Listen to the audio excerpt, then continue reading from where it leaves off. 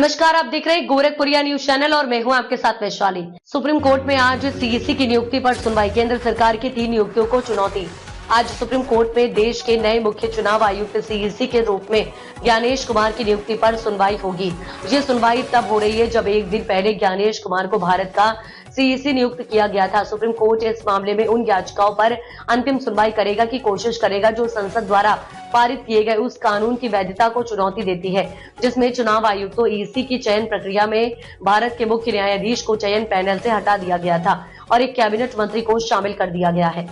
Supreme court में वरिष्ठ अधिवक्ता प्रशांत भूषण ने सीईसी और चुनाव आयुक्तों की नियुक्ति के संबंध में 2023 के सीईसी और चुनाव आयुक्तों अधिनियम की संवैधानिकता को चुनौती दी है। उन्होंने कहा कि यह अधिनियम संविधान के खिलाफ है, क्योंकि इसमें मुख्य न्यायाधीश को पैनल से बाहर रखा गया है और इसमें केवल एक कैबिनेट मंत्री को शामिल किया गया है।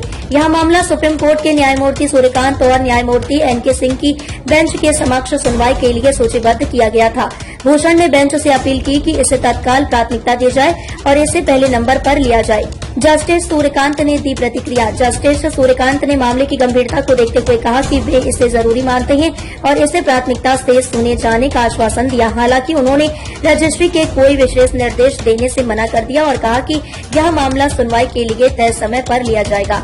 टीएमसी सांसद महुआ मोइत्रा ने भी समर्थन किया। तृणमूल कांग्रेस टीएमसी के सांसद महुआ मोइत्रा ने भी इस मामले में अपनी स्थिति स्पष्ट की और ट्वीट करते हुए कहा, मैंने सुप्रीम कोर्ट में सीईसी ईसी के चयन के लिए सरकार प्रभुत्व वाली पैनल को रद्द करने की मांग करने वाली मौजूदा याचिकाओं के समर्थन में याचिका दायर की है। केंद्र सरकार की नियुक्तियों को चुनौती। सुप्रीम कोर्ट में चल रही सुनवाई में केंद्र सरकार द्वारा दिए गए 3 प्रमुख नियुक्तियों को भी चुनौती दी गई है, जिसमें चुनाव आयुक्तों की नियुक्ति की प्रक्रिया में बदलाव किया गया है। इस बदलाव के तहत अब सीईसी और ईसी की नियुक्ति में मुख्य न्यायाधीश की भूमिका को कम कर दिया गया है। सुनवाई का महत्व। सुप्रीम कोर्ट में आज होने वाली सुनवाई का देश के लोकतंत्र और चुनाव प्रक्रिया पर गहरा असर पड़ सकता है। यदि कोर्ट इस नए अधिनियम को असंवैधानिक मानता है तो चुनाव आयुक्तों की नियुक्ति में हुई यह महत्वपूर्ण बदलाव रद्द हो सकता है।